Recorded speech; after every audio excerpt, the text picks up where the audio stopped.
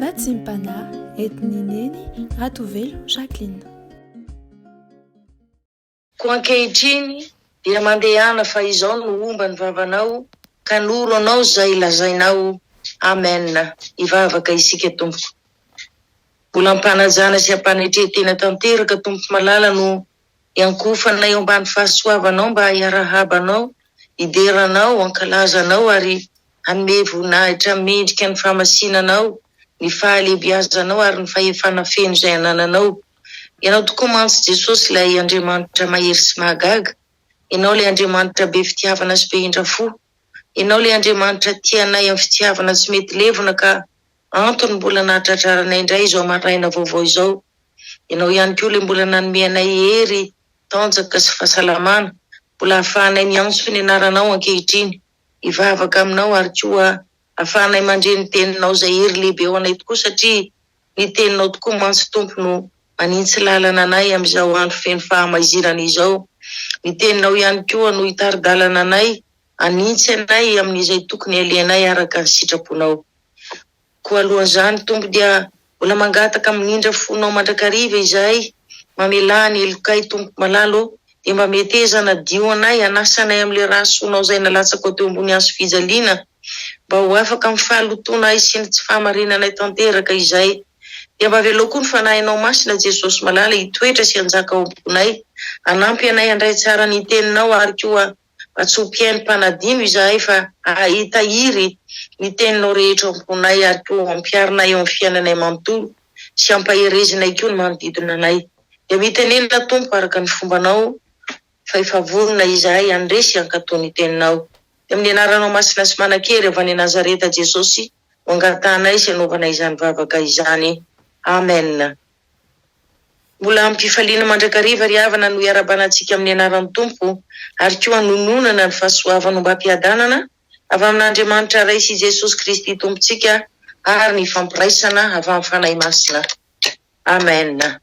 Ny teny angalantsika ny vatsim-panahy amin'ity marain'ity ry havana dia izay hitantsika ao amin'ny filazantsara ny Matio. Matio toko 12. Matio toko 12 ny 9:4-10 sy ny 7:30 manao hoe: ary lazaiko aminareo fa ho ampamoahana ny olona amin'ny andro fitsarana noho ny amin'ny teny foana rehetra izay ataony. Fa ny teninao no hanamarinana anao ary ny teninao no hanamelohana anao. Amen. Raha dinihana tsara tokoa ry havana izany tenin'Andriamanitra vao avy novakitsika teo izany dia anisany hanamarinana na hanamelohana antsika tokoa izany ny teny izay alokan'ny vavantsika. Ny olona tsirairay avy tokoa nefa dia samy manana ny habeny finoany avy, samy manana ny fatokiny an'Andriamanitra avokoa. Hitan'Andriamanitra ihany koa ny lanja-pahamasinantsika tsirairay avy sy ny fahamarinantsika. Zavatra lehibe eo anatrehan'Andriamanitra avokoa izany rehetrarehetra izany ry havana, saingy izao eto ny tompo dia milaza amintsika fa tsy maintsy ho ampahamoahana ho izy ny olona amin'ny andro fitsarana noho ny amin'ny teny foana rehetra izay alokan'ny vavany. Ka ny teny izay alokan'ny vavantsika no entina hanamarinana sy hanamelohana antsika amin'ny andro fitsarana.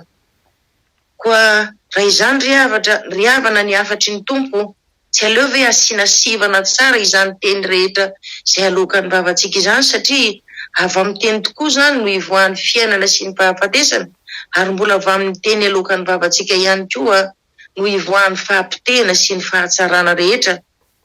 Amin'izao andro madiva hifaran'izao tokoa mantsy ry havana dia tena mila mitandrina mafy tokoa isika satria voalaza fa andro mahory tokoa izao. Be dia be ny zavatra ratsy misy eo amin'ny fiainantsika, ao ny fahoriana, ao ny fahantrana, ao ny tsy fahamarinana sy ny tsy fitiavana, ao koa ny ady sy ny fandrafiana maro isan-karazany. Ary izany rehetrarehetra izany dia tsapa tokoa fa tsy zakan'ny fontsika avokoa, dia mahatonga antsika mora misy-doatra mamoaka teny foana ho ny tenin'Andriamanitra eto, teny mampalahelo, teny mandratra ny olona izay antefan'ny tenitsika. Ary izany teny foana lazaintsika izany dia matetika koa ataontsika amin'ireo zanakitsika eo an-tokantrano, indrindra rehefa sendra tsy mahomby amin'ny fianarana ny zanakitsika. Ataontsika ihany koa amin'ny vaditsika ao amin'ny tokantrano ao rehefa misy fahadisoana ataony ao an-tokantrano. Amin'izay fotoan'izay ry havana dia tonga ny ady mahamay Ary amin'izao fotoan'izao dia tsapa tokoa fa maro be ny fisaraha-panambadiana. Ny antony dia tsy fahisantsika mameny vavantsika eo anatrehan'ny olana maro isan-karazany izay mety hiseho eo amin'ny tokantrano. Samy mamoaka teny marary ny lahy na ny vavy, samy tsy misy mahafehy ny vavany, tsy misy mahay mandefitra ka dia misokatra ho azy moramora ny varavaran'ny fahafatesana tamin'ny alalan'ny teny tsy voahevitra izay naloaka ny vavantsika. Zavatra mampalahelo sy mahatezitra ny ry havana tsarovo tsara fa tsy hiala mihitsy izany eo amin'ny fiainantsika, kanefa na izany aza dia aleo miezaka tsy ilaza teny foana ho an'ny ankohonana izany, tsy ilaza teny foana ho an'ny manodidina antsika koa amin'ny vavantsika, satria ireny teny ratsy fanozonana ireny eny ry havana ka ho samborin'ny devoly fahavalontsika avy hatrany, ary dia tsy hitondra zavatra tsara mihitsy akory ireny fa fahampitehana ny vokatra izany. Ireo ray aman-drenitsika teo aloha koa ry havana dia tena manam-pahendrena tokoa raha ny teny hoe avadibadimy pitolony lela vao teny. Izany hoe raha miatrika zavatra sarotra izany sika mety hatezitra na hampalahelo antsika dia aleo aloha mangina tsy miteny mihitsy. Hoy mantsy ny teny amin'ny Jakoba 1:5 manao hoe aoka ny olona rehetra alady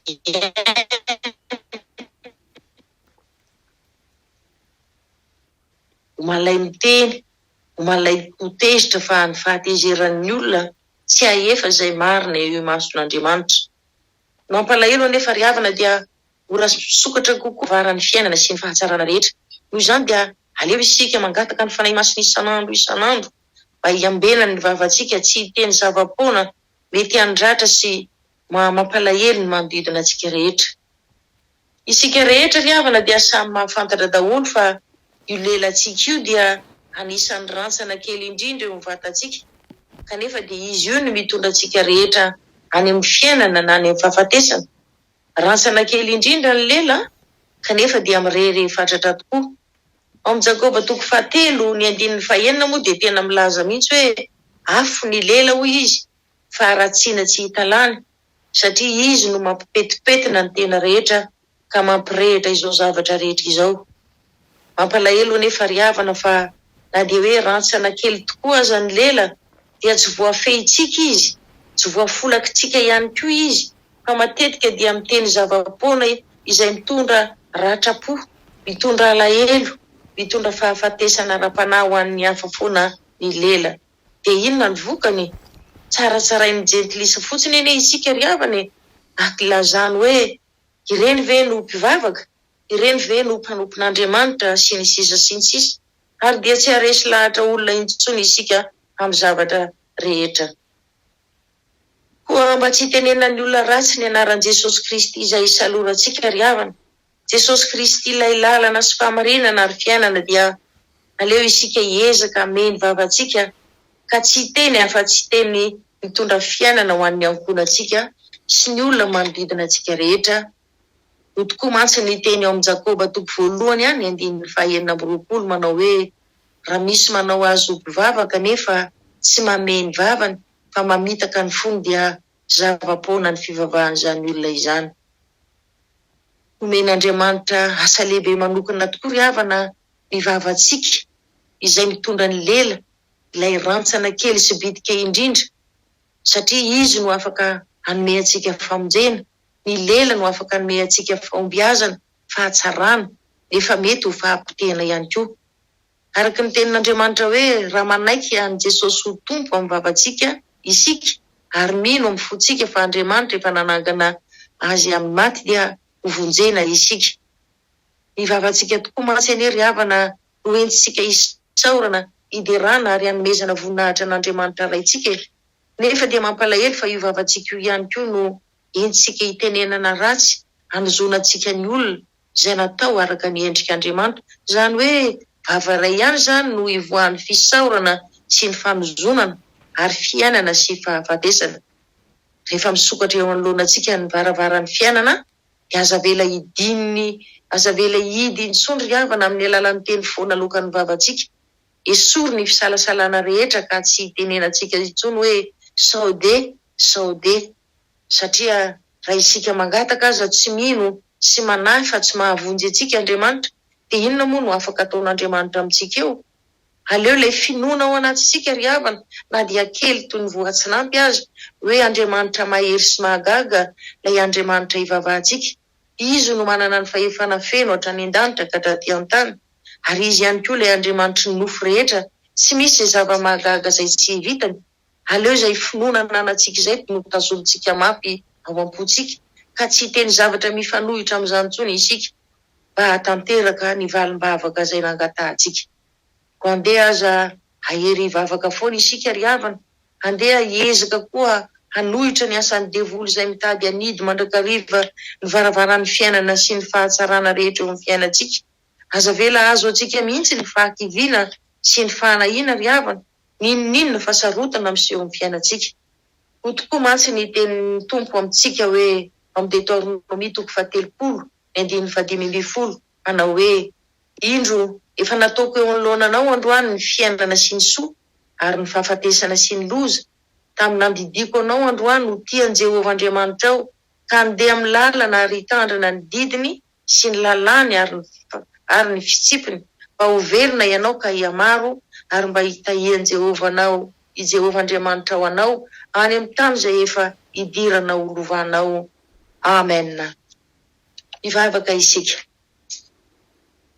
Mankasitraka indrindra ry Jesosy Kristy tomponay sy mpanjakanay fa tsy mba nijery fotsiny anay tokoa ianao tamin'ny faratsinay.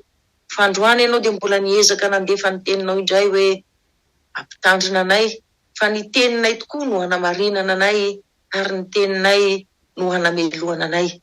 Hitanao tokoa mantsy Jesosy ny toetra ratsinay, hitanao ny fahazaran-dratsinay rehetra, ary mianjahanjy eo anatrehanao koa fa tena tsy mahavita miambina ny vavanay anie izahay.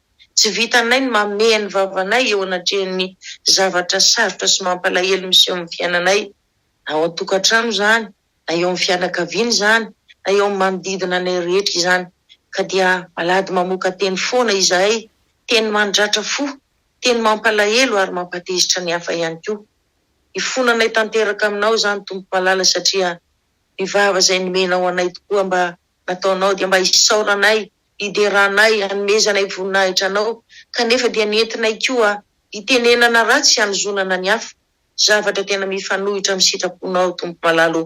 Koa mamindrafo aminay, mamelà ny elokay dia mba sasao amin'ny rasonao izay Jesosy malala, mba tena ho afaka amin'ny falotonay, ho afaka amin'ny tsy fahamarinanay rehetra, ary koa mba hampitomboy Jesosy malala ny finoana ianao, mba tsy ho resy ny devoly izahay ka, le devoly izay mitady isan'andro anakatona ny varavaran'ny fiainana izay efa misokatra eo amin'ny fiainanay. Dia mba ampio koa izay Jesosy malala safidy ny fiainana izay efa natolotra ao anay, mba ho verina tokoa izahay ary ho feno ny fitahianao avy aminao ny fiainana iray manontolo. Amen. Raiso ny tso-dranomasina avy amin'Andriamanitra raintsika ry havana. Hitahy antsika anie Jehovah ka hiaro antsika. Ampamirapiratra ny tavany amintsika anie Jehovah ka hamindrafo amintsika. Hanandratra ny tavany amintsika anie Jehovah ka hanome antsika fiadanana, ary mbola hiteny amintsika indray androany hoe safidio ny fiainana, dia ho verina ianareo ka hiamaro sady ho tahiko eo amin'ny fiainanareo ray manontolo. Ho tanteraka tokoa n'izany amin'ny anarana Ray sy ny Zanaka ary ny Fanahy Masina. Aleluia. Amen.